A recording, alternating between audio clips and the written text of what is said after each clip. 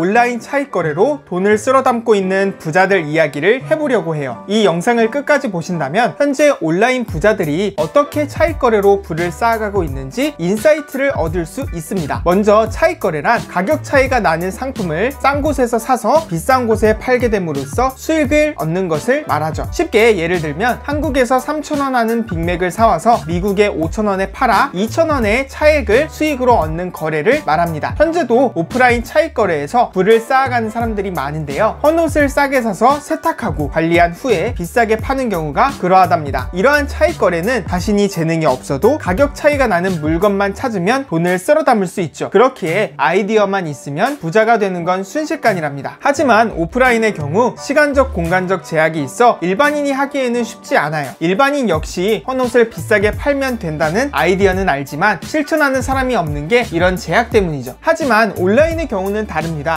시간적 공간적 제약이 없기 때문에 차익 거래가 굉장히 활발하게 일어날 수 있죠. 그렇다면 현재 온라인 부자들은 어떤 방법으로 차익 거래를 하고 있을까요? 지금부터는 단순한 예시가 아닌 실제 사례이니 집중해주세요. 첫 번째는 서비스 차익 거래입니다. 온라인에는 유튜브 구독자 늘리기, 인스타그램, 틱톡 팔로우 늘리기 등 돈을 지불하면 자신의 채널을 키워주는 서비스가 존재합니다. 하지만 서비스를 제공하는 업체들은 수없이 많죠. 그렇다면 그 업체들의 가격은 모두 같을까요? 전혀 아닙니다. 실제 사례를 보면 A사이트는 유튜브 구독자 1명을 늘리는데 600원이 들지만 B사이트는 100원이 듭니다. 즉 500원의 가격 차이가 발생하는 것이죠. 가격 차이가 있는 곳에는 무조건 차익 거래로 돈을 벌 수 있답니다. 예를 들어 A사이트에서 제가 구독자 1000명을 늘려주고 한 명당 600원을 받는다고 할게요. 그러면 60만원이 수익금으로 들어옵니다. 그리고 B사이트에 가서 구독자 1000명을 늘려주세요 라고 한 명당 100원에 의뢰하면 10만원의 비용이 들겠죠. 그러면 저희는 직접 어떠한 것도 안 한 상태로 50만원이라는 돈이 생기게 된 거랍니다. 만약 A와 같은 의뢰받는 사이트가 없다면 본인이 직접 사이트를 만들어도 돼요. 실제 본인이 사이트를 만들어 가격 차이가 나도록 만들고 이를 통해 차익 거래를 하는 분들도 수없이 많답니다. 이게 가능한 이유는 온라인이 너무나도 넓기 때문이에요. 일반인들은 온라인의 방대한 정보를 모두 다 알기 어려워요. 그래서 자신이 찾은 최신 정보가 합리적인 정보라고 인식하게 되죠. 그렇기에 상품도 아닌 서비스 가격이 온라인 최저가인지 아닌지는 판단하기 굉장히 어렵답니다. 두 번째는 재능 차익 거래입니다. 이 역시 크게 보면 서비스 차익 거래라고 볼 수 있는데요. 우리는 크몽, 타링 등에 들어가 보면 홈페이지, 명함, 썸네일 제작 등 굉장히 많은 재능들을 판매하는 것을 볼 수 있어요. 그리고 각 재능에는 가격이 책정되어 있죠. 이러한 재능 역시 무형의 서비스이기 때문에 가격이